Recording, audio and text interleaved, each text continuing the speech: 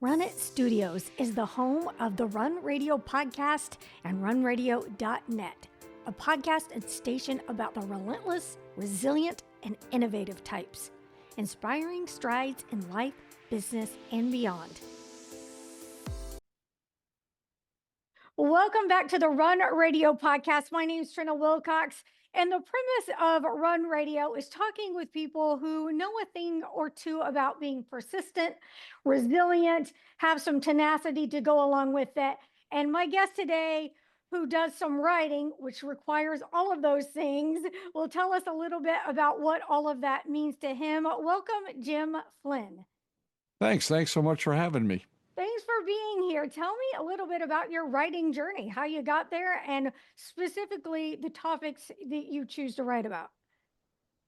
I wrote even as a kid, a little bit in college. I always thought about being a sports writer, but then I decided to make a living and go into business. But while I was a stockbroker for a million years, I was a contestant on Jeopardy. Really? And to answer your next question, I lost. And not only did I lose, I bet it all on the last question and I got it wrong, which really feels bad. Aw. And on the way home on the plane, I live in Connecticut, so it's a long plane ride. I started writing my experiences because I had never read an article about what it's like to be a Jeopardy contestant. And I wrote it literally on an envelope and a napkin, and it got published in the big newspaper in Connecticut, the Hartford Courant. It was their Sunday magazine cover story. So, and it was a terrific experience.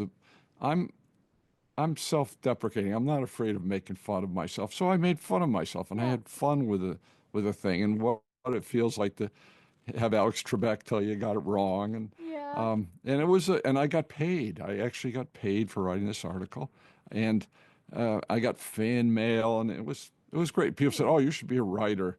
Well, I had 3 kids to feed, and had to put that aside for 30 years until I retired.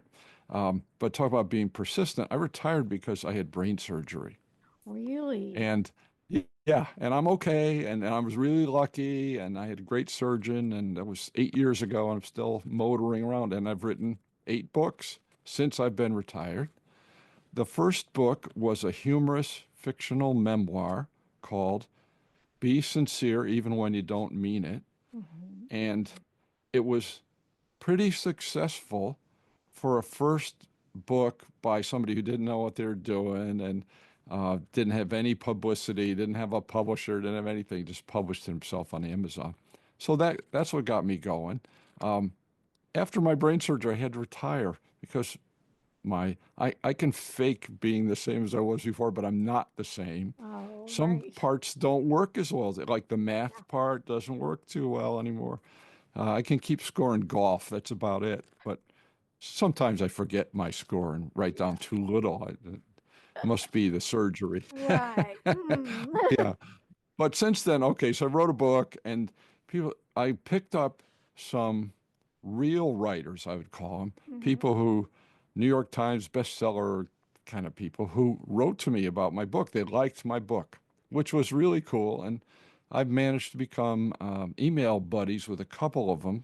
That's 5, 6 years ago. And they occasionally give me advice. I decided to write my next book would be a novel. So I've written 4 novels and 4 short, funny books. The funny books have been much more successful. It's now for various reasons. One reason is writing a novel is really competitive. Thousands of people send in novels to Amazon, and you're competing not only with them, but you're competing with Stephen King and John Grisham and so and so. You're really competing for people's time. It's not so much the money. It's do they have the time to read your book? Yeah. And so anyhow, what I came to write my last book, my current book, which is You Look Good for Your Age. Uh-huh. My 2 writer um, unofficial mentors have said to me, they don't know each other, by the way. They live on different continents. but they don't even know the other one exists. But both of them said to me, "You're really good at being funny, and that's a rare talent. There are a million novelists out there. You should concentrate on being funny." And both of them said to me, "Have you ever thought about doing stand-up comedy?" And I said, "Me, the distinguished author, do stand-up comedy?" And I've had other people tell me that. So I ignored them. And I don't, do you use artificial intelligence at all? I have used Chat GPT. Yes. Yes. And I use it not to write for me, but to be my editor. Okay. Yeah. It's a tool. It's a tool. It can help, but shouldn't be the end all be all. No, and the tool's getting better all the time. And I Yeah. think if Yeah. you ignore it, you're ignoring the future, Exactly. It's and it's going to be with us. And learn how to use it without being devious correct. or unethical about it. Exactly. And but anyhow, so I swear this is true. I am not making this up. I write a chapter, my novel, and I send it to ChatGPT, and I ask for editorial comments. And ChatGPT came back to me and said, "Did you ever think of being a stand-up comic?" And I said, not only that's true. And basically what Chat recognized is what the people recognize. My rhythm is like a stand-up comic. And even when I'm writing a novel, I'm funny. And they're thriller novels. I don't know how much of a market there's for people want thrillers to be like real serious, Yeah. John Wick and that kind of stuff. So anyhow, I said, now even Skynet is conspiring against me, and I should write another funny book. So, as I say in my book, I'm 73 years old. I'm not going to go do open mic night with a bunch of drunk millennials who throw beer bottles at me. I'm too old for that. That And doesn't sound like besides, a good time for you. no, No. I'd throw them back and then I'd get arrested. Yeah. So, um, and I live in very rural Connecticut. Yeah. I don't know if you know Connecticut. A lot of it's near New York City. I don't live anywhere near that. Okay. I live on a farm, 29 acres, and um, I didn't always do that, but we moved out here. Anyhow, where I live is so far out in the sticks. The only comedy gig I could get would be opening for the accordion player at the nursing home Right. bingo night. Right. So, so I decided, well, I'm not going to do that. So I wrote a book instead, and Uh-huh. it is essentially 10 short stand-up comedy acts. And I am now in the process of doing the audiobook myself, Oh, okay. which is, if you ever tried that, Yes, I it's have. I've done if you narrated a couple of books or two, three, four, several. well, when we're done, you can give me some tips Okay. because I'm struggling through, getting the soundproofing and all that kind Yeah. of stuff, as well as actually doing it. And it's it's easy to do when you're just talking, but now when you're recording, it's Yeah. different. And just hearing your own voice, you have to get used You to. have to get used to it. As I've said, I thought I'd have this voice like James Earl Jones, and it sounds more like Homer Simpson when I play Nah. it back. Well, like my voice coach says, it doesn't matter how great your voice is or isn't, it's how you use it. Yep. So, Yeah, and I'm used to that. yeah. And since I'm doing comedy, I don't have to sound like Morgan Freeman, Right. So anyhow, this book, it came out as about 3 weeks ago. It's done great. It's short. It costs $6. I tell people it costs the same as a greeting card. So just buy it for your friend who has a sense of humor. Open it up, write "Happy Birthday, Tony," and you'll give them a present that they'll keep and not throw in the wastebasket as soon There as you you go. leave. And it is funny. It is very funny. If you read the reviews, people Okay. say it's not, I'm not everybody's cup of tea, but if you like the book, you're going to laugh. You're going to laugh out loud. Um, and it's done quite well. The problem is, I don't know if you've done books on Amazon, you want to get as many reviews as you can get because you start hitting their algorithm. Oh, right, Start right, saying, if you like this book, you might like that book. If you bought right. this, you might. So to hit their algorithm, you have to have more and more reviews. And the problem is, this isn't the kind of book people review. People review Yeah. thrillers and novels and romances and that kind of stuff. This is kind of a, well, this is the kind of book people read in the bathroom, Yeah. so, Right. which I'm not offended by. People have said, hey, I'm just going to leave it in my guest bathroom. Perfect. That's fine. I'm not going for Dostoevsky here. I just want to be Yeah. funny. Yeah. So anyhow, I'm encouraging people who read it to write the reviews. The reviews are all great. I just need some more of them. Yeah, good. Sounds good. Well, so have you thought about, since you said stand up wasn't really your cup of tea, what about, you see so many people talking about their team of comedy writers. Have you ever thought about joining a comedy team for sitcoms or any kind of entertainment field? I've given it some vague thought, but I wouldn't know how to start. Okay. And and I think the entertainment industry, I know someone who's did some screenwriting, fairly successful Yeah. screenwriter, and and he says if you have gray hair, they're really not interested in you. That's It's not really nice though. a young person's game. If anybody out there listening wants to talk to me about writing some jokes for them, I'm sure you'll put my email address up.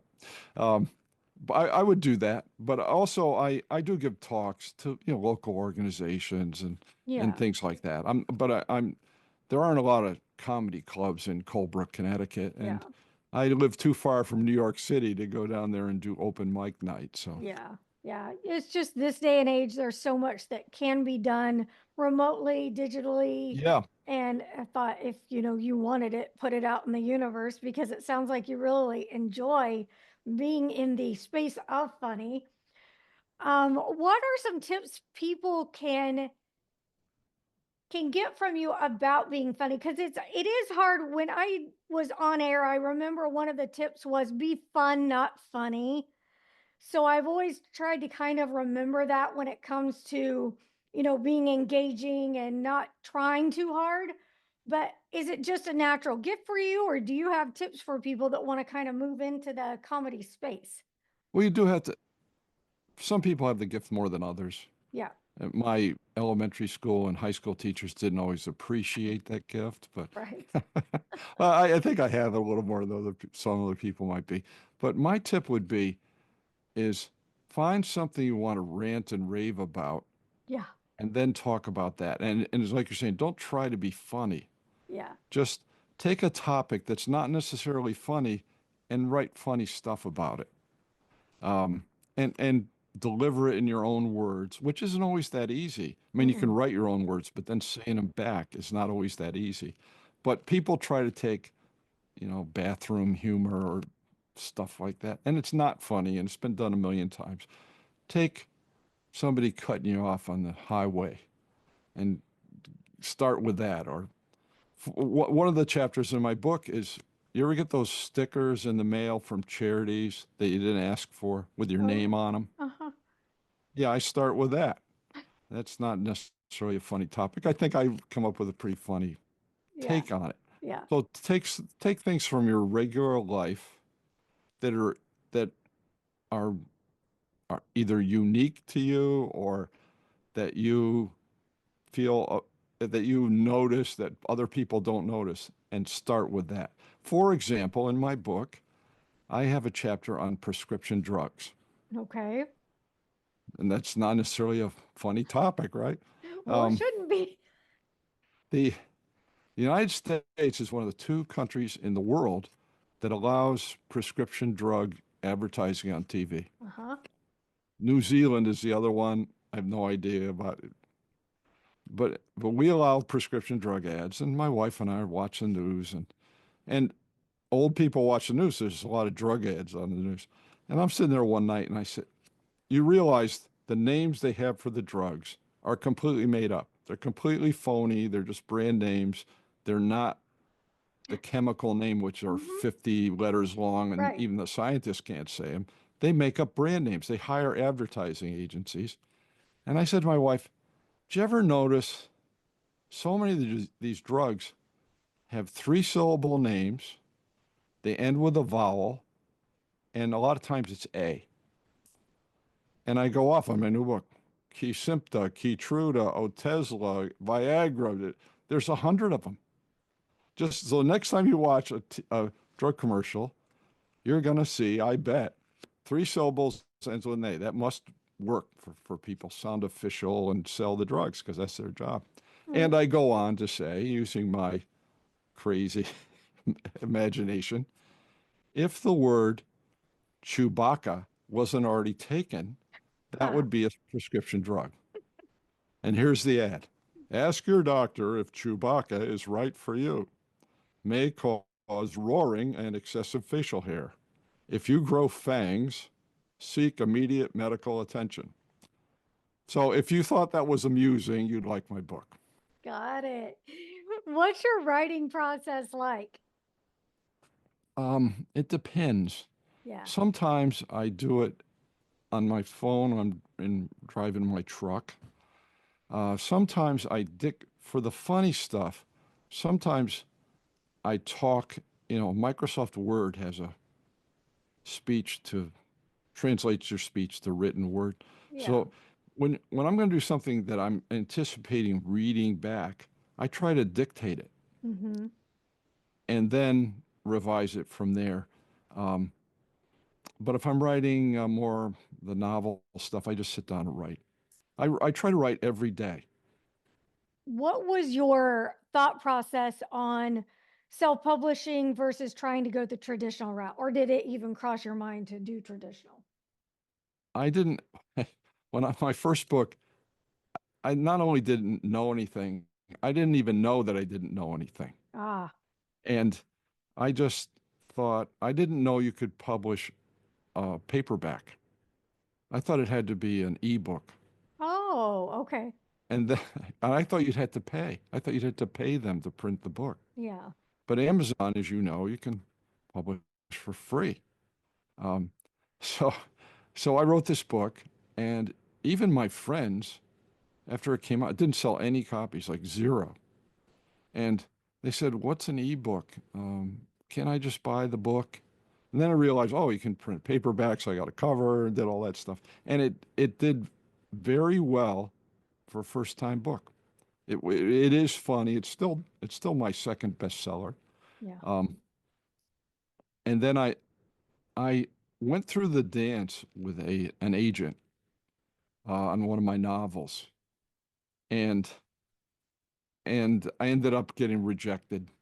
But it was a big time agent. I got in the door of a big time agent and made it through several steps before ultimately getting rejected. But then I realized even if I got accepted by this agent, it would be at least 2 years before the book got published. Yep. And I'm old. I said, I'm too old, man. I'm Yeah. just going to publish them myself. Yeah. And that does lend itself better to my short, funny books. Yeah. They're easier. For one thing, they don't have as much competition. Yeah. 2 of them are about golf. So people search for golf books. Here's a gift for Father's Day or Christmas. Yeah. That's when I sell the golf books, Father's Day and Christmas. Yeah. But the other funny books don't have as much competition. Not I don't know what the numbers really are, but people say 1,000 books a day hit Amazon, and some of them are now written by robots. And you're competing in that very big ocean. I am writing a novel right now. And I've thought about sending it to an agent, and I've thought about publishing it myself. I know if I publish it myself, I'm not going to sell that many copies, just because that's the nature of the beast. I think I'm probably going to go that way anyhow, because I just don't want to go through the dance. When you go through the dance, I don't know if you've done that with an agent, but if it's a big agent, not just some nobody, you go through 3 or 4 steps before they even ask you for the manuscript. Yeah. And then they look at the manuscript and all that stuff. And even if they accept it, then they have to sell it to a publisher. Yeah. And then you're not the first on the list of the publisher. You're way down the list because you're nobody. And I don't think I want to go through that. Yeah. All right. Tell us something we might not have known about Alex Trebek. Well, I didn't like him much. For real? I know. Yeah, people. I was on so long ago. He wasn't like this iconic figure yet. Yeah. You know, I was on in 1991, and Yeah. then Jeopardy was reboot from an old show that was in New York. It was off for, I don't know, 15 years. Then it came back on with Alex Trebek. So he was just a guy. When I was on, Yeah. he was just a game show guy. He wasn't Oh, this almighty guy. yeah. And well, I I'm sure I'm not the only. In fact, I've heard contestants say this. He acts like he knew all the answers. He didn't know all the answers. He had the answers on a card. For sure. Yeah. And you want to say to him, and at one point he made fun of an answer I got wrong. Oh, Yeah, which he would do occasionally. And I wanted to say, hey, look, buddy, it's a little harder standing over yeah. here. You're Different over there with story. the answers. It's easier when you have the answers on the card. So I wasn't crazy about him. I know Oh, that's not a popular thing, but I've read other things from contestants who weren't crazy about him either. I'll tell you something else. He was very well dressed. He yeah. had custom made suits. I He had bet. really nice clothes. Yeah. Did you ever do any other game shows, or was that No, what? How no, did you no. come to get on Jeopardy? You just wanted to try? Well, I've always had sort of a freakish memory. I'm Okay. very good at Yeah. trivia, without trying. Yeah. It's not like I didn't even study, I just, Uh-huh. um, and the tryout process was much different in those. Yeah. Now you try out online and you go through these screenings online, and then in those days, you had to go somewhere and try out. Yeah. And people said, "Oh, you should go." And so I went, and I true story. You sat at a table. It's kind of like the SATs. You Ugh. have a piece of paper, and they ask you questions, and you fill them out. And there must have been 300 people, and there were five groups of 300 people that day. And out of my day, three people got picked. And sitting at the table with me, not kidding, were two guys who worked for NASA. One of them was a rocket scientist, and the other one was a physicist, and I passed. That's the initial test. You pass the test. They call your name out. You go into another room. They give you another test. He had Oh, to go through three tests. wow. And so there are a lot of people who want to do it, and I got picked. So that was pretty cool. They don't pick you then. You go home Yeah. and they say, typical Hollywood, don't call us, we'll call you. Right. A couple of weeks later, they said, "Oh, I'd like to be on." Well, that was pretty cool. Yeah, That is it cool. was cool to be on. It was Yeah. a cool experience. Yeah. Well, tell people how they can go find your book, where they can write some reviews for you, all that kind of stuff, stuff that'll help you. Let us know. The best way, the easiest way to find me is my website, which is Jim Flynn, Flynn 6 SIX.com. So jimflynn6.com. Okay. That gets you to my website. You'll see my book. You can click on it. You'll see my other books. You can read a little bio of me, that kind of stuff. And um, if you want something, if you want to laugh, get this book. It is fun. It's funny. It's basically 10 stand-up comedy acts. I don't know if you're old enough to remember comedy albums. When you were a kid, you sit around and listen to comedy albums at all. No, those were You, a little bit more before my time, but yeah, I've really heard how much comedians now, I mean, that was their go-to, whether or not it was popular or not, they listened to them. So yeah. yeah. People used to Yeah. literally buy an album like a Beatles or Beach Boy, but it would be a comedy Yeah. guy. It would be Steve Martin or Flip Wilson or um, who are some of the other guys I listened to? George Carlin. Yeah. You'd sit there and you'd play it. Of course, after a while, you knew all the jokes, but you'd listen to it anyhow. I think of this book as being kind of a comedy album. Good. And that's what the intention of my audiobook is. This is a comedy album. It's it's not long. Um, it's easy to read. You'll get some laughs out of it, and it's a great gift to give somebody. And I guarantee you, if you go on and look at the site, you will laugh at the cover. Sounds good. Come back when you finish your next book and we'll talk about that. Great. Thanks so much for having me.